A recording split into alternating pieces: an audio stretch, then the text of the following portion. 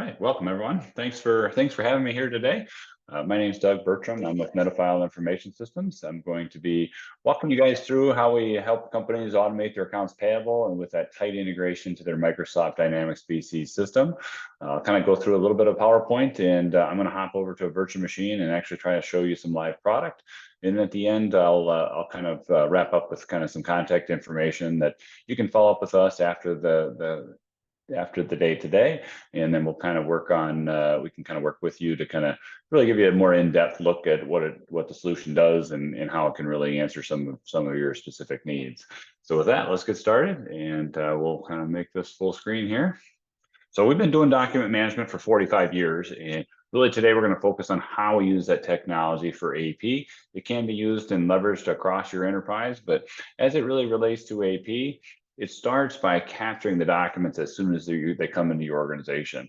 And most clients are getting their invoices from their vendors in an email box or multiple email boxes. We set the system up to watch those email boxes, automatically pull those documents into the system. They feed into an intelligent recognition engine that analyzes those documents, extracts the data, and we use that to index or identify what the document's all about. But ultimately, we're going to push and create those transactions in your Microsoft Dynamics Business Central system, so you don't have to key the information in over there. If you do get paper, you can scan those into the system and we'll process those just the same. But like I said, most people are getting everything electronic already. And so we're going to capture those and give you that control, efficiency, and visibility as soon as they come into your organization. Our workflows, we really have two different workflows in our standard AP solution, really whether the invoice is related to a purchase order or not. So if it is related to a purchase order, we're going to extract that PO number. We're going to communicate with your Business Central system to say, hey, is this a valid PO in an open state?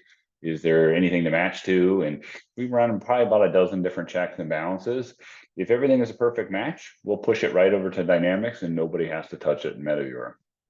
If for some reason it failed to reconcile automatically, we're going to give you some tools in the workflow that interact with the Business Central information to figure out why it didn't match correctly. And then you can either fix the purchase order in Business Central or fix it right in our product and then make it reconcile and then push that to Dynamics.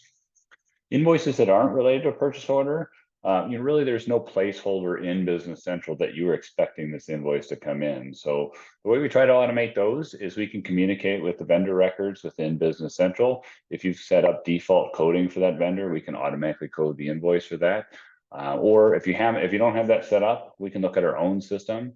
And the last time that we coded an invoice, the parameters of the document, we can code it that way. And you can accept that coding, you can add to it, you can change it, route it around for approvals if you need people to look at it, multiple people if need be. Then once it's been all approved and coded, we're going to push that over to Dynamics, and then you're going to post them for payment like you normally would.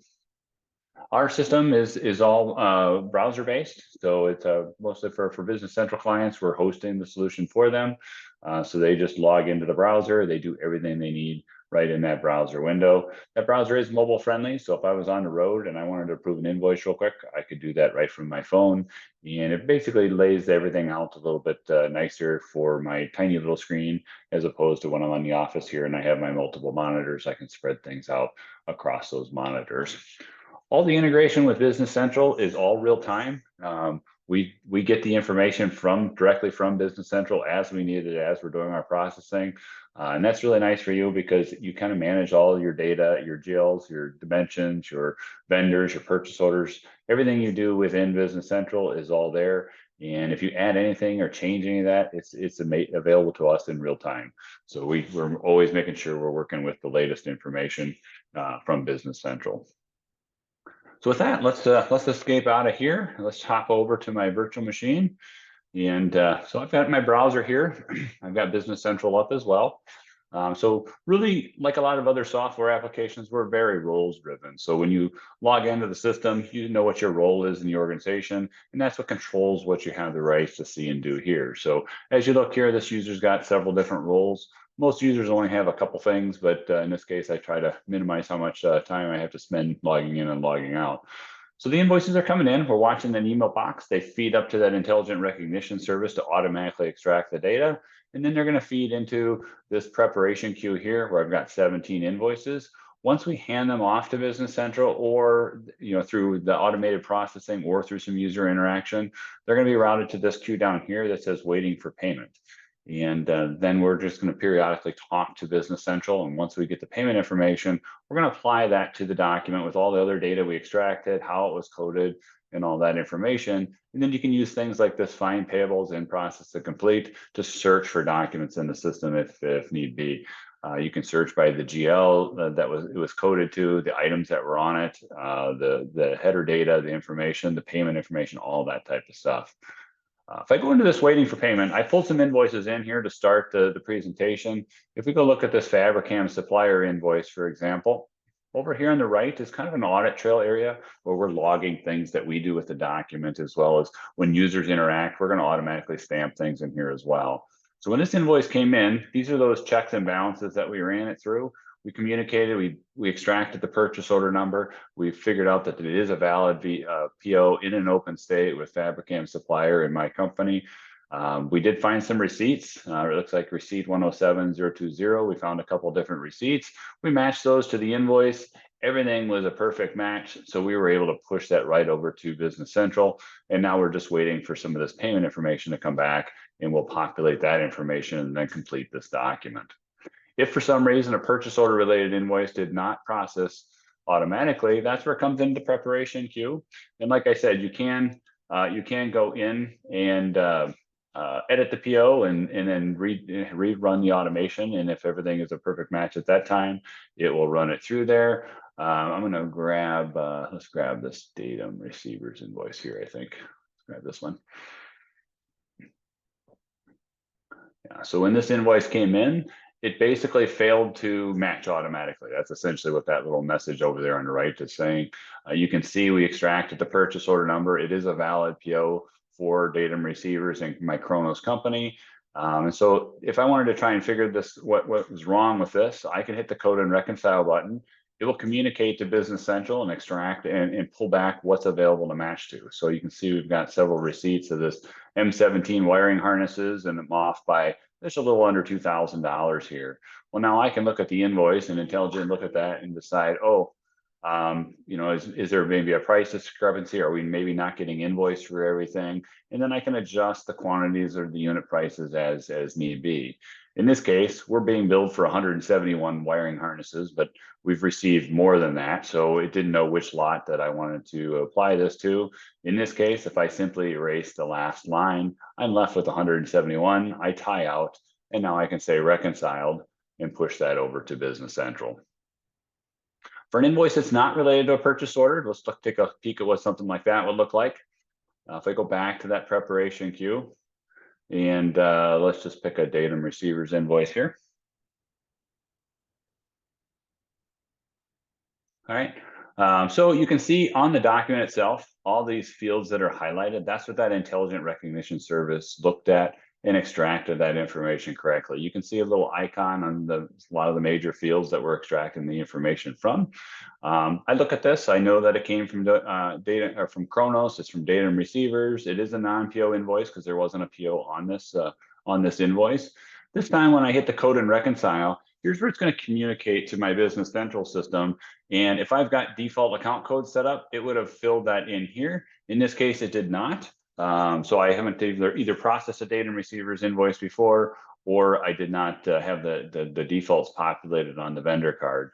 If I can type a few characters of a account code, and as I type, it shrinks and only allows me to pick valid codes from Business Central, or I can also do it by description too. So if I do cost of goods sold or cost of materials, I can then pick that. And likewise, if you have, cost of materials, right? If you have dimensions, mine has the department and customer groups as dimensions. Your rules associated with those are built and maintained in your Business Central system. So if this particular code required a department or a customer group, I would then have to select that. In this case, I'm going to say coded. My system is going to remember who are the default approvers, and you can see it set department 100 as my default approver. I could change it if it's different this time and pick somebody different from the list, or if it's all good, I'm going to say send for approval. It's going to log that I coded it, I verified it, and I sent it to approval. If I log out real quick, we look at Joe. I log in. So Joe's got his approval queues here. If he goes and looks at that, you can see that a couple other invoices that I had there. He can see this datum receivers invoice. So we kind of control when people are looking at the invoice as to what they can see and do. So we've hidden some fields for the approver. We've made most everything read only because I don't want him changing the vendor or the invoice number or something like that. The coding, we can make it editable like it was in the first step, or if you didn't want your approvers messing with the coding because they don't know what they're doing, then maybe you could just kind of have it read only like this. But then the user here, they just click buttons to what they want to do. So if this looks good, I'm going to click approve. It's going to stamp my approval over there and then route that either to the next approver or on to final review, where AP gets one last chance to look at it before we push it over. Other things I could do, I could say do not pay. I could put in a reason, canceled order, submit, right? Or maybe it's not mine. I don't know why I got this. No idea, right? And I just kind of work through my queue, marking those invoices as I go. Okay, if I log out and we go back as my AAP user, I can see where some of those documents went. Rejected payables is the one I said canceled. Reassigned approvers is the one I said not mine. Final review is right here. Basically, I get a chance to look at that. If everything looks good, I can say export to ERP. I could send it back to the approver or send it to another approver if I wanted. I can send somebody a note and message them about this invoice. But if everything looks good, I'm going to say export and away it goes. Okay, so that's just kind of a quick overview of what we do for invoices related to purchase orders and non-purchase orders. If I go back here real quick.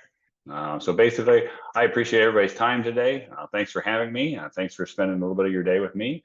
Here's some of the contact information. You can certainly reach out to us if you've got any questions. We can kind of maybe schedule a one-on-one webinar with you.